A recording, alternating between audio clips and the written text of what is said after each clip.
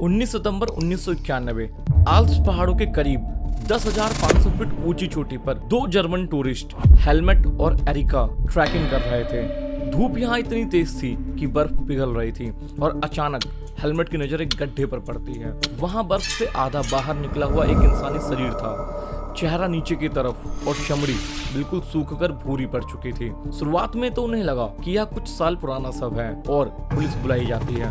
उस लाश को डंडे और कुल्हाड़ियों से खींचकर बर्फ से बाहर निकाला गया। यहाँ तक निकालते समय उस लाश की जांघ की हड्डी भी टूट गई। लेकिन इसके बाद जब फॉरेंसिक लैब में इस सब को भेजा जाता है और वैज्ञानिक रिपोर्ट तैयार करते हैं तो उनके पैरों तले जमीन खिसक जाती है। वो कोई आम लाश नहीं थी, बल्कि 5300 साल पुरानी एक मम्मी थी जो बर्फ के नेचुरल फ्रीजर में इतने सालों तक बिल्कुल सुरक्षित थी।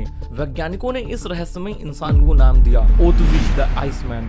शुरुआत में सबको लगा कि ओतजी की मौत ठंड या भूख की वजह से हो गई होगी, लेकिन यहाँ पर ओतजी के पास शुद्ध तांबे की एक कुल्हाड़ी मिली थी और यह कुल्हाड़ी उस वक्त सोने से भी ज्यादा कीमती थी, क्योंकि उस वक्त तांबा बहुत ज्यादा कीमती हुआ करता था। तो ऐसा अनुमान लगाया गया कि यह किसी कबीले के राजा या किसी प्रधान की ही हो सकती है। ओतजी के पूरे शरीर पर 61 टैटू बने हुए थे और हैरान करने वाली बात तो यह थी, ये टैटू कोई आम टैटू नहीं थे। इन टैटू को बनाने के लिए सबसे पहले पत्थर से स्किन को काटा गया और वहां पर फिर कोयले से डिजाइन बनाई गई। और ये टैटू ठीक उन्हीं जगहों पर थे जहां आज चीन की प्रसिद्ध एक्यूपंक्चर थेरेपी दी जाती है। इस थेरेपी की मदद से बॉडी में होने वाले पेन को कम किया जाता है। जैसे जैसे ओतजी के रहस्य दुनिया के सामने आते जा रहे थे, वैसे वैसे ओतजी के साथ एक सांप जुड़ता जा रहा था। जो वैज्ञानिक भी उस पर रिसर्च करता, उसकी एक रहस्यमय तरीके से मौत होती जा रही थी।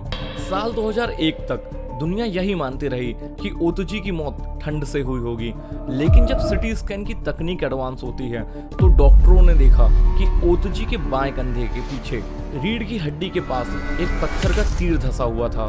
इस तीर को इतनी रफ्तार से मारा गया था कि ओतजी के कंधे की हड्डी को छेदते हुए उसकी एक मेन आर्टरी, जिसको सबक्लेवियन आर्टरी कहा जाता है, मतलब कि एक मेन नस को काट दिया था। इस नस के कटने का मतलब है सिर्फ कुछ ही मिनटों में शरीर का सारा खून बाहर निकल जाना और तड़प तड़प कर मौत हो जाना। यानी हमलावर ने ओतजी को छुपकर पीछे से मारा था। लेकिन ओतजी भी कोई कमजोर इंसान नहीं था। वैज्ञानिकों को उसके तीरों के तरकस और उसकी कुल्हाड़ी पर 4 अलग अलग लोगों के डीएनए प्राप्त हुए। इसका मतलब क्या है?